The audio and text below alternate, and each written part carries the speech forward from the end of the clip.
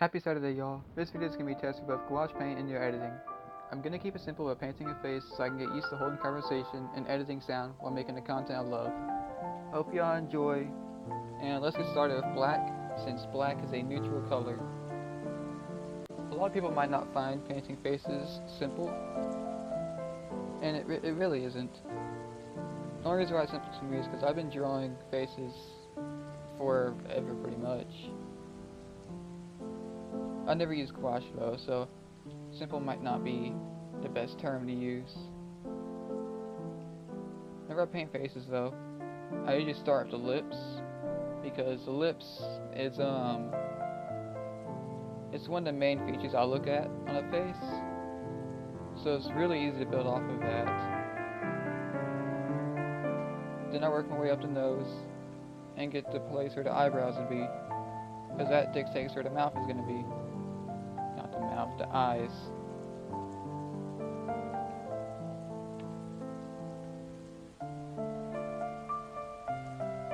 I use basic shading under the eyes to begin with,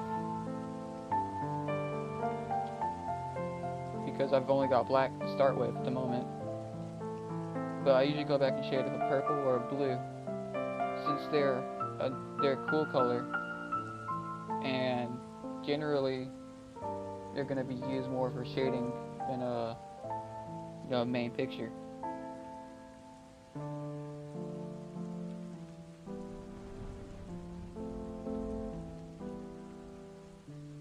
A good way to make anything unnerving is to make it as similar to life as you can get, but making one thing different. Like for this one, the lips are slightly bigger, and the face is going to be slightly elongated, creating for an uncanny valley effect. This is a good thing to use if you like painting surrealism, with the intent of causing the viewer to feel emotions of disturbance or uneasiness.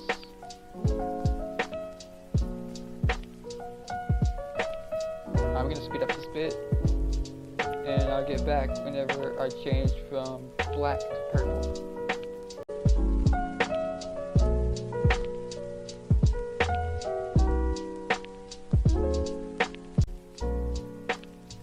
Now, branches have always been a pretty tricky bit for me when it comes to drawing trees or tree-like entities, I guess you can call this one.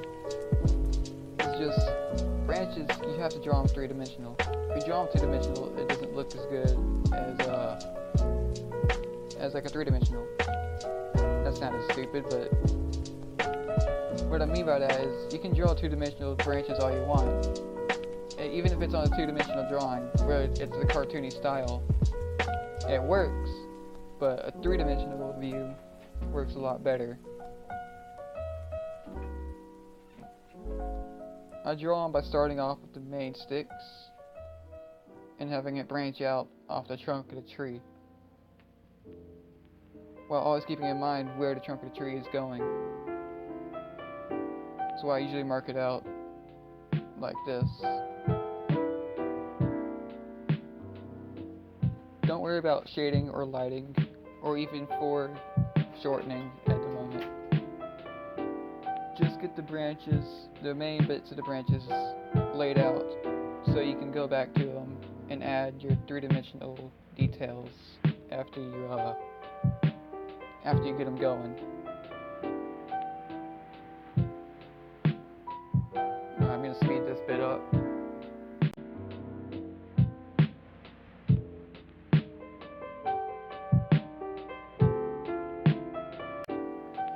Now I'm going to add little details like smaller branches going to branch off, things to make it look more three-dimensional or intense, and basic shading. This is going to be kind of a, I wouldn't want to say bland, but it's not going to have very much color in it. It's not monochromatic either, because I am going to be using more than just black in this painting. Not in the tree. The tree itself is going to stay dark color to keep it looking unnerving. That's where the surrealism comes into play. It's gotta be at least somewhat surreal.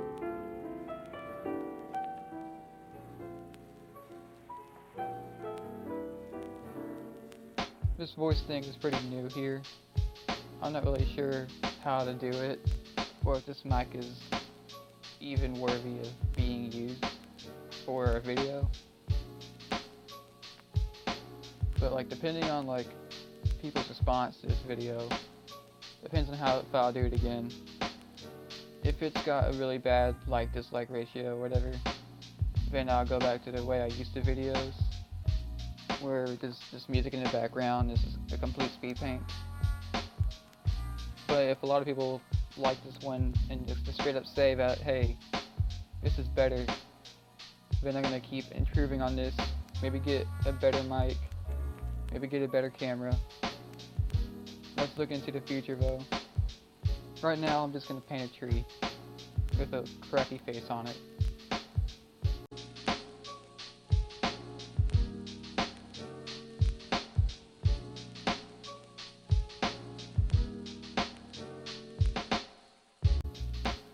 Alright, now the tree is basically done. I might come back and add a few things here and there, you know, just to add something to the tree. But other than that, I'm not adding anything else to the tree. No more branches, no hidden features or anything. But as you can see, I added this little glowing eyes to the tree. That does serve the purpose of making it more surreal, but it also serves the purpose of introducing a second subject to the painting. In this case, I'm gonna say a child. That makes it more unnerving. Anything with children is just freaking creepy, dude. So I'm gonna have a child over here under this tree, and she's just staring at this kid like Jared from Subway. Now, before I add in the kid, I'm gonna have to add in something for the kid to stand on. You can't just have him standing in a white void. I mean, you could, but it wouldn't be very good. So I'm gonna take some burnt sienna, and I'm gonna create kind of a dead grass. Like, it's not all the way dead, so it's still autumn, but it's freaking dead. Yeah. You always have to add a little bit of water to gouache. Not enough where it looks like watercolor, but enough to move it like watercolor. And I'm using a little fan brush here.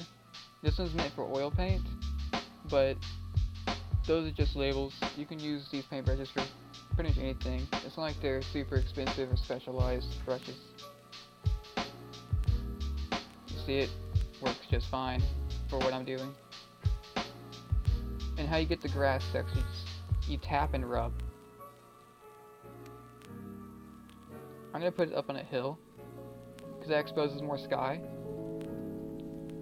And I'm gonna leave the sky white to make it look cloudy and misty. Because, you know, when it's foggy outside, especially during like morning times, whenever it's usually foggy, it's gonna be white. There's gonna be some gray patches here and there where, you know, there's actual clouds, but you're not gonna see them as much as you're gonna see just white. I'm not gonna speed this bit up so I can keep some conversation going. And also because this isn't going to take me very long at all, I'm just tapping, really.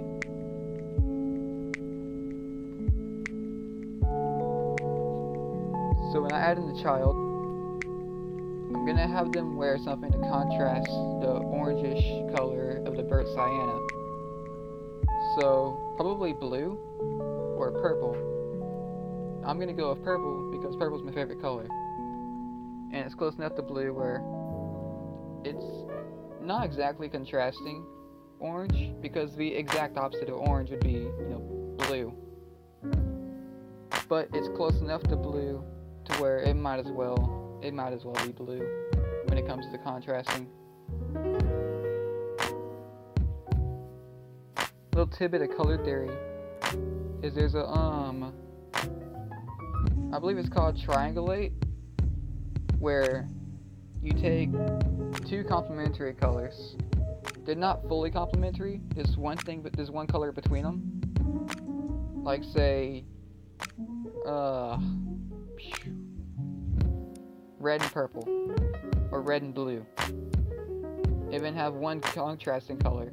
So, red, blue, yellow. And that's kind of what I'm going for here. except I'm taking one of the colors out just to add, contrast.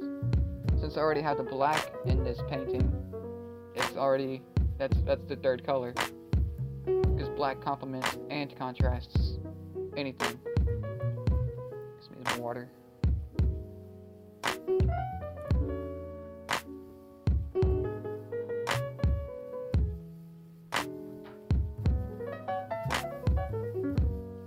I think I'm kind of getting the hang of this. It moves like watercolor, and I used to paint watercolor almost exclusively. But it looks like oil when it dries, in my opinion. I mean, I guess it can also look like acrylic. But I haven't painted with acrylic in ages, so I'm comparing it with oil because I paint it with oil constantly. But yeah, it's like a watercolor oil though. Like if you take oil and just freaking water it down a bit, it comes out like this. And I believe it works the same way as an oil color, but it dries like watercolor. Where it's got a pigment, a thickener, like, I don't know, freaking cornstarch. Probably not cornstarch, but something similar they put up in here. Probably toxic, like oil. And if this one, instead of having the oxidizer like oil does, it just has water, which evaporates and leaves the pigment behind. Which, it makes sense. It's basically opaque watercolor. It's starting to dry out again.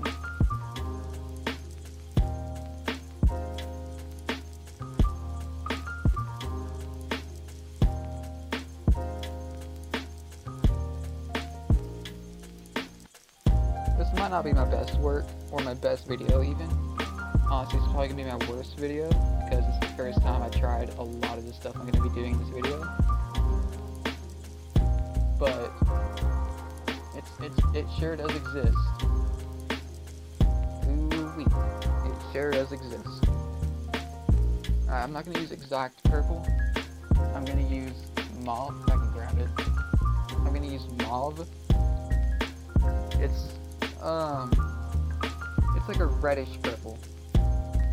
Like burgundy and blue.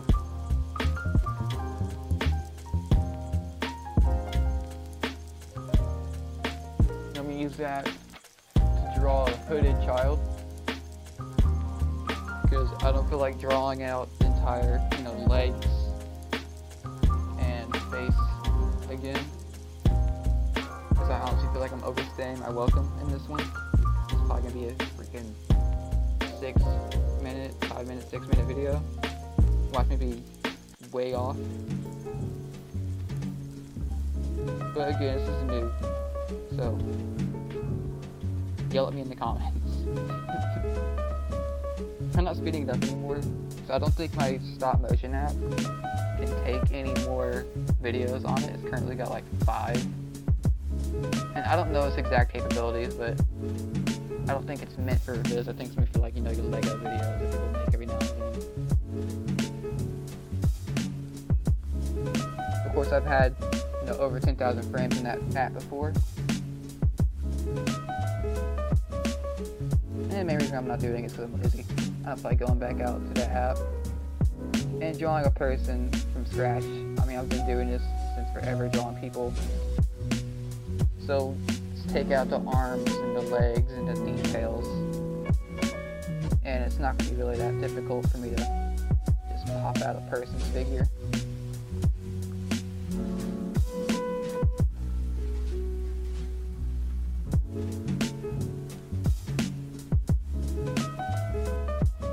Man, I don't know, I might post a picture of my microphone on Instagram or Twitter or something. It looks awful, it feels awful. I literally just took a broken sponge brush and taped it onto the mic of my earbuds. I'm pretty sure you've seen the wire a few times in this video. I know it moves around a pretty good bit. But I literally just took the sponge, cut a little slit in it to slip my microphone in, and then taped it where it wouldn't come back off. Because otherwise the sound comes out really, really grainy. And that's why I haven't done videos of sound in them yet. Because that grainy. I know I wouldn't want to watch a video with all that grain, but I would watch a video with music in it. I'm gonna give this kid boots because I've always wore boots even as a kid, so have the kid wear boots.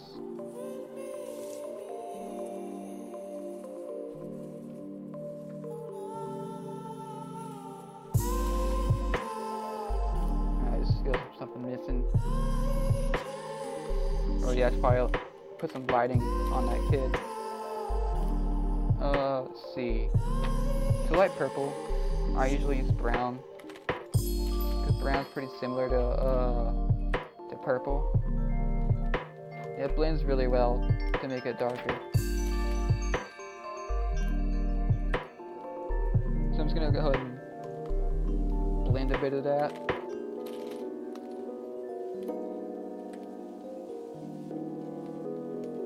Alrighty. Yeah, I'd say that's about done.